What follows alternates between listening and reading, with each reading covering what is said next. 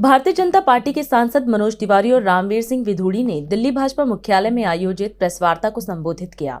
इस दौरान सांसद रामवीर सिंह विधूड़ी ने कहा कि दिल्ली सरकार ने स्पष्ट किया है कि ओजोन में गलत तरीके से शामिल की गई 52 कॉलोनियों और गांवों के संबंध में अंतिम निर्णय होने तक पुराने निर्णयों के खिलाफ कोई कार्रवाई नहीं की जाएगी।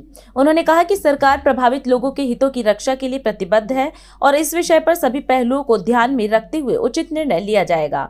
विधूड़ी ने कहा कि निवासियों को किसी प्रकार की चिंता करने की आवश्यकता नहीं है। दिल्ली में 10 अगस्त 2010 को जब दिल्ली में भी कांग्रेस की सरकार थी और केंद्र में भी कांग्रेस की सरकार थी, दिल्ली की लगभग 92 अनऑथराइज्ड कॉलोनीज में लगभग 1 दर्जन प्राचीन गांवों में ओजोन लगा दिया गया। ये 92 वो कॉलोनियां थी जिनको 24 मार्च 2008 को दिल्ली और केंद्र की सरकार ने नियमित कर दिया था, नोटिफिकेशन जारी हो गया था। जब इन अनऑथराइज्ड कॉलोनीज में रहने वाले लोगों ने और हम सभी ने इसका विरोध किया कि अनऑथराइज्ड कॉलोनीज रेगुलराइज हो गई है, इनको ओजोन में नहीं डाला जा सकता, गांवों के ऊपर ओजोन अप्लाई नहीं करता, मास्टर प्लान उसकी अनुमति नहीं देता,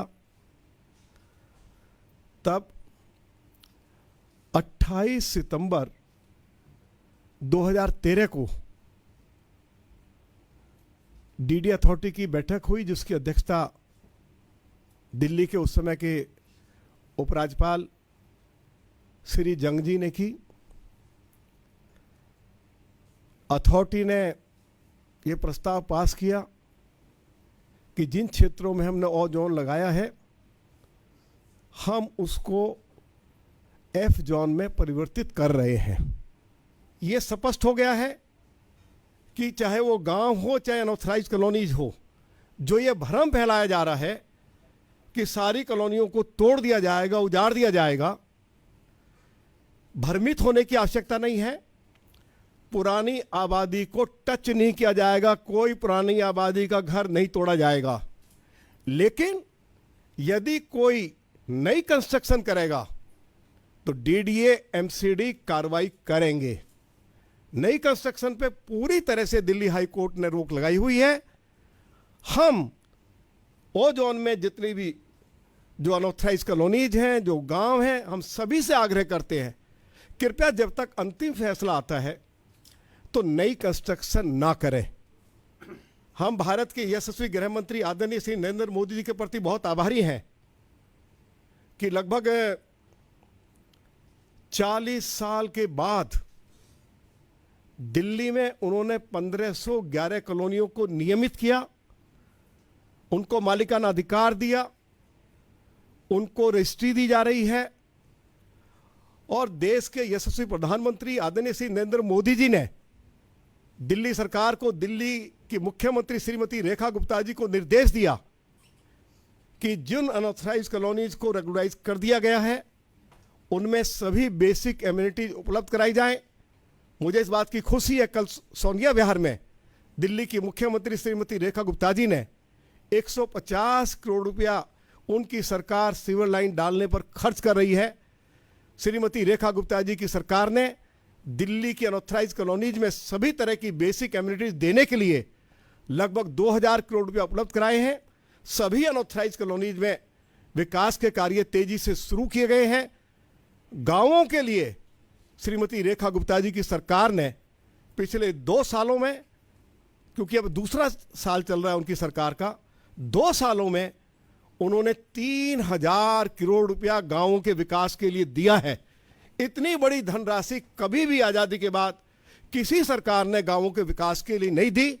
हम दिल्ली की मुख्यमंत्री श्रीमती रेखा गुप्ता जी के प्रति बहुत आभार व्यक्त करना चाहते हैं और सभी अपने उन लोगों को जिनकी कॉलोनियां ओजोन में हैं जिनके गांव ओ जोन में स्थित हैं, उनको भयभीत होने की जरूरत नहीं है, उनको भ्रमित होने की जरूरत नहीं है।